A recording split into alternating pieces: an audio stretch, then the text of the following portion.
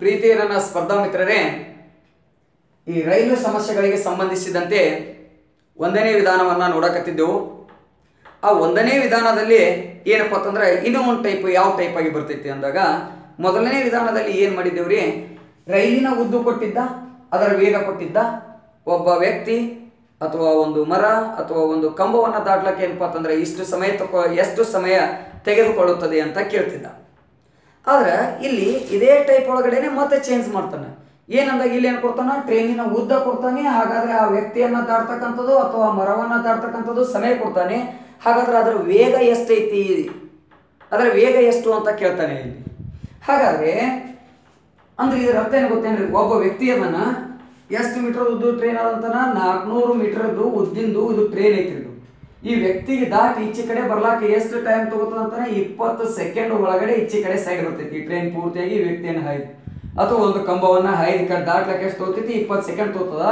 ಹಾಗಾದ್ರೆ ಈ ಟ್ರೈನಿನ ವೇಗ ಎಷ್ಟೈತಿ? ಹಾಗಾದ್ರೆ ಇಲ್ಲಿ ನೋಡ್ರಿ, ನಾವೇನ್ ಮಾಡಿದ್ದೆವು, ಆಗಲೇ ಕಂಡು ಹಿಡಿಬೇಕಾದಾಗ ಏನ್ ಮಾಡಿದ್ದೇವ್ರಿ, ಕಾಲ equal to means T equal to L/S ಅಂತ ತಗೊಂಡಿದ್ವು. ಎಲ್ ಅಂದ್ರೆ ರೈಲಿನ ಉದ್ದ, ರೈಲಿನ ವೇಗ ಅಂತ ತಗೊಂಡಿದ್ದೆವು. ಇಲ್ಲಿ ಟಿ ಸಮಯ ಅಂತ ತಗೊಂಡಿದ್ದೆವು. ಹಾಗಾದ್ರೆ ಇಲ್ಲಿ ಏನು ಕಂಡಿಡಿ ಅಂದಾನೆ, ಎಸ್ ಕಂಡಿಡಿ ಅಂದಾನೆ. ಎಸ್ ಅಂದಾಗ ಏನಪ್ಪಾ ಅಂತಂದ್ರೆ ವೇಗ, ಅದರದ್ದು ಸ್ಪೀಡ್ ಎಷ್ಟಾಗುತ್ತೆ ಅನ್ನೋದು. ಹಾಗಾದ್ರೆ ವೇಗ ಕಂಡುಹಿಡಿಬೇಕಾಗಿತ್ತು ಅಂದ್ರೆ ಎಸ್ ಈಜ್ಕೊಲ್ ಟು L/T ಆಗ್ತೈತಿ.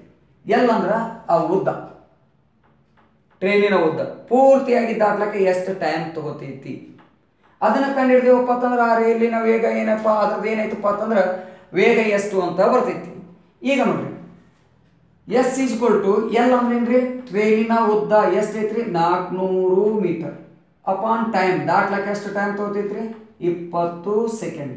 ಈ ಜೀರೋ 2 ಒಂದಲೇ 2 0 ಏನಪ್ಪಾ ಅಂತಂದ್ರ 20 ಮೀಟರ್ ಪರ್ ಸೆಕೆಂಡ್ ವೇಗ ಆಯ್ತು. ಇದನ್ನೇ ಪ್ರಶ್ನೆ ಏನ್ ಮಾಡ್ಬೋದು ಗೊತ್ತೇನ್ರಿ, 20 ಮೀಟರ್ ಪರ್ ಸೆಕೆಂಡ್ ಏನವಾದಪ್ಪ ಅಂತಂದ್ರ ಆ ರೈಲಿನ ವೇಗ ಆದಂತ ಹೇಳ್ತೇವೆ. ಇದನ್ನೇ ಕಿಲೋಮೀಟರ್ ಪರ್ ಅವರ್ನಲ್ಲಿ ಎಷ್ಟು ಅಂತ ನಾನು ನಿಮ್ಗೆ ಹೇಳಿದ್ದೆ. ಈಗ ಕಿಲೋಮೀಟರ್ ಪರ್ ಅವರ್ ಒಳಗಡೆ ಕೇಳಿದನಪ್ಪ ಅಂತಂದ್ರ ಇಲ್ಲಿ ಬಂದಿದ ಆನ್ಸರ್ ಏನೈತ್ರಿ, ಮೀಟರ್ ಪರ್ ಸೆಕೆಂಡ್ ಐತಿ. ಈಗ ಮೀಟರ್ ಪರ್ ಸೆಕೆಂಡ್ ಇದ್ದಿದ್ದನ್ನ ನಾವು ಯಾವ್ದು ಕನ್ವರ್ಟ್ ಮಾಡಬೇಕು, ಕಿಲೋಮೀಟರ್ ಪರ್ ಅವರಿಗೆ ಮಾಡ್ಬೇಕಾಗಿತ್ತು. ಅಂದ್ರೆ ಏನ್ ಮಾಡ್ಬೇಕಾಗ್ತದ ಕೇಳಿದಾಗ 18/5 ದಿಂದ ಗುಣಿಸ್ಬೇಕಾಗ್ತೈತಿ. ಅಲ್ಲಿ 5/18 ಮಾಡಿದ್ದೇವೆ ಮೀಟರ್ ಪರ್ ಸೆಕೆಂಡ್. ಇಲ್ಲಿ ಏನ್ ಮಾಡ್ಬೇಕಾಗ್ತದ್ರಿ, 18/5 ದಿಂದ ಗುಣಿಸ್ಬೇಕಾಗ್ತದೆ. ಎಷ್ಟು ಬಂದೈತ್ರಿ, 20 ಮೀಟರ್ ಪರ್ ಸೆಕೆಂಡ್ ಬಂದೈತಿ. ಇದಕ್ಕೆ 18/5 ಮಾಡ್ರಿ, 5 ಒಂದ್ಲೆ 5 4 4 × 18 18 4 72 ಕಿಲೋಮೀಟರ್ ಪರ್ ಅವರ್ ಅದರ ಸ್ಪೀಡ್. ನೋಡ್ರಿ, ಅದರ ವೇಗ ಎಷ್ಟು ಅಂತ ಅಷ್ಟೇ ಕೇಳಿ ಮೀಟರ್ ಪರ್ ಸೆಕೆಂಡ್ ಒಳಗೆ ಕೊಡಬಹುದು ಒಂದು ಆಪ್ಷನ್, ಅಥವಾ ಕಿಲೋಮೀಟರ್ ಪರ್ ಅವರ್ ಒಳಗಡೆ ಕೊಡಬಹುದು ಒಂದು ವೇಳೆ ಅದರ ವೇಗ ಎಷ್ಟು ಗಂಟೆಗಳಲ್ಲಿ ಅಂತ ಕೇಳಿದ್ನಂದ್ರ ಈ ಆನ್ಸರ್ ರೈಟ್. ಬರೀ ಅದರ ವೇಗ ಎಷ್ಟು ಮೀಟರ್ ಪರ್ ಸೆಕೆಂಡ್ಗಳಲ್ಲಿ ಅಂದ್ರೆ ಈ ಆನ್ಸರ್ ರೈಟ್.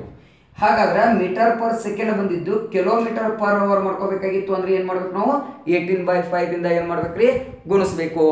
ಈ ಟೈಪ್ ಬರ್ತೈತ್ರಿ. ಇದು ಏನಪ್ಪಾ ಅಂತ ಒಂದನೇ ವಿಧಾನದೊಳಗಡೆ ಇಲ್ಲಿ ಏನ್ ಕಂಡಿಡಿದ ನೋಡ್ರಿ, ರೈಲಿನ ಉದ್ದು ಕೊಟ್ಟಾನ, ಒಬ್ಬ ವ್ಯಕ್ತಿ ದಾಟಲು ಟೈಮ್ ಕೊಟ್ಟಾನ, ಅಂದ್ರೆ ಅದರ ಸ್ಪೀಡ್ ಕಂಡಿಡಿದ. ಓಕೆ ರೀ.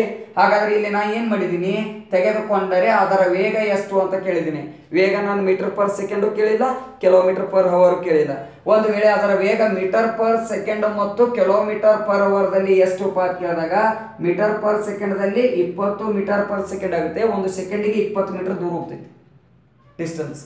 ಅದನ್ನೇ ಕಿಲೋಮೀಟರ್ ಪರ್ ಅವರ್ ಒಳಗಂತ ಕೇಳಿದ್ರೆ ಒಂದು ತಾಸಿಗೆ 72 ಕಿಲೋಮೀಟರ್ ದೂರ ಚಲಿಸ್ತೈತಿ ಅಂತ ಅರ್ಥ ಆಗ್ತೈತಿ. ಅದನ್ನೇ ಮೀಟರ್ ಪರ್ ಸೆಕೆಂಡ್ ಇದ್ದಿದ್ದು ಕಿಲೋಮೀಟರ್ ಪರ್ ಅವರ್ ಮಾಡ್ಕೋಬೇಕಾಗಿತ್ತು ಅಂದ್ರೆ ಎಷ್ಟರಲ್ಲಿ ಗುಣಿಸ್ಬೇಕು, 18/5.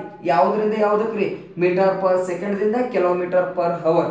ಅದನ್ನೇ ಕಿಲೋಮೀಟರ್ ಪರ್ ಅವರ್ ದಿಂದ ಮೀಟರ್ ಪರ್ ಸೆಕೆಂಡ್ ಮಾಡ್ಕೋಬೇಕಾಗಿತ್ತು ಅಂದ್ರೆ ಎಷ್ಟರಿಂದ ಗುಣಿಸ್ತೇವ್ರಿ, 5/18. ಇವೆರಡು ನೆನ್ಪಿಟ್ಕೊಳ್ಳಿ. ಯಾಕೆ ನಾವು 18/5 ದಿಂದ ಗುಣಿಸ್ಬೇಕು ಅನ್ನೋದು ನಾನು ಮೊದಲೇ ಹೇಳಿದ್ದೀನಿ. ಓಕೆ.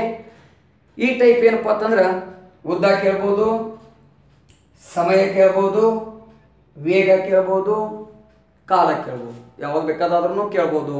ಹಾಗಾಗಿ ಏನಪ್ಪಾ ಅಂತಂದ್ರೆ ಇನ್ನು ಉಳಿದಿವು ಏನಪ್ಪಾ ಅಂತ ಹಲವಾರು ಸಮಸ್ಯೆಗಳು ಬರ್ತಾವ್ರಿ ರೈಲಿಗೆ ಅಂದಾಗ. ಆ ಸಮಸ್ಯೆಗಳು ಹೇಗೆ, ಏನು, ಯಾವ ರೀತಿಯಾಗಿ ನಾವು ಬಿಡಿಸ್ಬೇಕು ಅನ್ನೋದನ್ನು ಏನು ಮಾಡೋಣಪ್ಪ ಅಂತ ಕೇಳಿದ್ರೆ ನಂತರದ ತರಗತಿಯಲ್ಲಿ ನೋಡೋಣ ಅಂತ ಹೇಳ್ತಾ ಇವತ್ತಿನ ತರಗತಿಯನ್ನು ನಾನು ಇಲ್ಲಿಗೆ ಮುಗಿಸ್ತಾ ಇದ್ದೀನಿ. ಎಲ್ಲರಿಗೂ ಧನ್ಯವಾದಗಳು.